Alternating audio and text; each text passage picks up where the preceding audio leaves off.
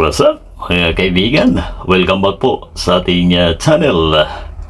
At ito, dinala po sa atin na isang ceiling fan mga kaibigan.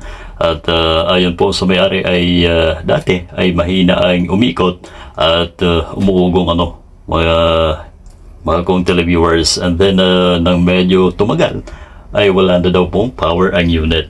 So yun po ang titingnan natin mga kaibigan, ano nga ba ang malamang na problema ng unit na ito Alright, so sa lahat po ng ating televiewers sa mga bago, ayun, ito po ang inyong lingkod ang handle po natin ay Broadtech mga kaibigan at dati Digimix.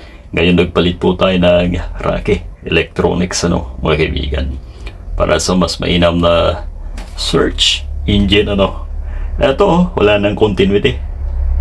Siyempre, nag-break ang thermal fuse po natin mga kaibigan, dahil unang-una ay napakaluwag na po ng pag-play ng ating unit na ito.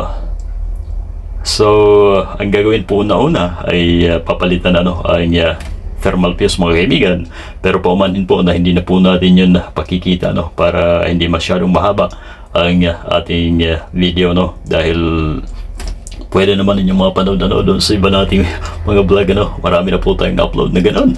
Ang nais po nating emphasize dito mga kaibigan ay ang problema ng isang ceiling fan bakit madalas maunang masira ang unahang bahagi mga kaibigan. Siyempre kahit sa theory lang naman ang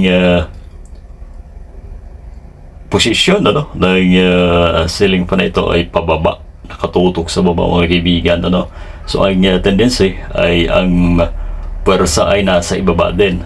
Ayan nabasag ang ating plastic na spacer mga kaibigan. Yan ang reason kung bakit bumigay ang thermal fuse po natin, dahil hindi siya po makaikot. Yung play ay napakaluwag na po hindi ikot at mag-iinit ang ating motor dahilan upang mag-break ang thermal fuse po natin, right?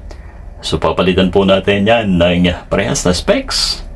Pero once again, I would like to emphasize na ang problema dito sa unahang bahagi ng isang ceiling fan ay yun, at yun ang nagiging problema lagi madalas malimit. Gaano kadalas ay minsan so yun po ang nais po natin i-emphasize sa lahat po ng ating televiewers mga kaibigan. Ito bungkalin po natin ang flower lock. Sa pagbungkal, pwede naman pong diretso ang pag-alis ng lock na yan. Pwede naman pong tuklapin pero ito matigas po ito, kaya tinanggal po natin ng tuluyan. At syempre papalitan po natin ang ating bushing ng bago At ang likod nito ay hindi na po natin papakialaman mga kaibigan, dahil sigurado po ako na walang problema sa likod na bahagi ng ating shafting o kaya naman bushing mga kaibigan. Alright, lagyan po natin ng langis dahil sobrang init ngayon. Wala pong tatagal kahit anong gamit nyo dyan, kahit anong brand yan. Pagka sa kisame ba naman nakalagay mga kaibigan ay talagang super init ang lugar kung saan nakalagay ang ating mga ceiling fan mga kaibigan. Hindi gaya doon sa ating stand fan kaya naman ay desk fan talagang pwede mong ilagay sa bandang bintana mga kaibigan. So ito na, sa pagbalik po ng lock mga kaibigan ay dahan-dahan po na idiin ang paligid hanggang sa pumasok ng tuluyan ang ating lock na yan mga mahal kong televiewers. Right, tiyagaan lang po ito. Ayan medyo matigas pagka sa ceiling fan ang lock, pero kaya naman naibalik mga kaibigan. Ayan kailangan talagang fit o yung tight ang pagkakalagay ng lock na yun, dahil minsan sumasama po ang bushing sa pag-ikot ng shafting dahilan upang maging maingay ang isang fan, o kaya naman pwede rin hindi umikot mga kaibigan. Doblehin natin ang paglagay ng langis since El Nino po ngayon, grabe talaga ang init. Ayan na. At mamaya po ng konti ay patitesting na po natin ang ating ginagawang ito.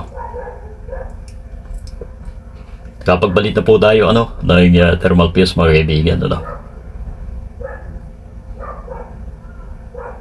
At attest na rin natin na may continuity na po. So yun po ay madalas para sa atin ang madalas kong makuha sa mga ganitong klase ng orbit pan mga kaibigan. Ibabalik na po natin upang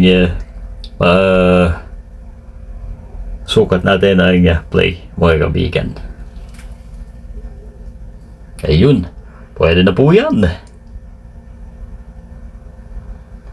Take note hindi masyadong maluwag at hindi rin masyadong mahigpit upang yung play ay talagang suwabe. Parang kadena din ng motorsiklo mga kaibigan. Kailangan ay 1/4 ba ang play? Correct me if I'm wrong mga kaibigan.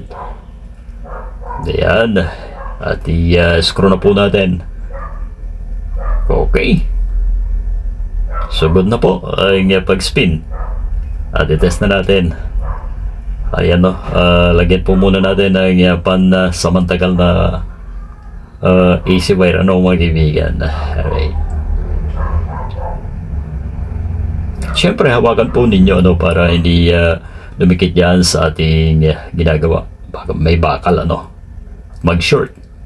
Eto na mga kaibigan, tingnan natin. Ayun. Sumiikot na po. Mga giliw kong tigas subaybay yun lamang po ang pinalitan natin, ang spacer at yung bushing mga kaibigan.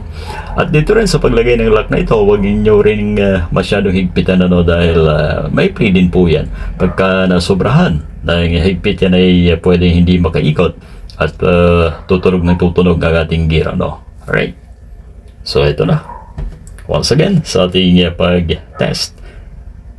Ayun, sagod na po mga kaibigan ang ating unit.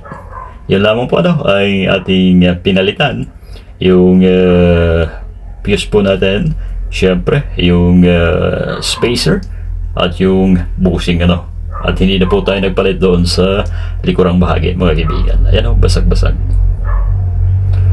So maraming salamat sa inyong pagtutok sa ating video na ito. At minsan pa ang inyong lingkod ay nag-iwan po sa inyo ng isang katagang give a man a fish and you feed him for a day, teach him how to fish and you feed him for a lifetime.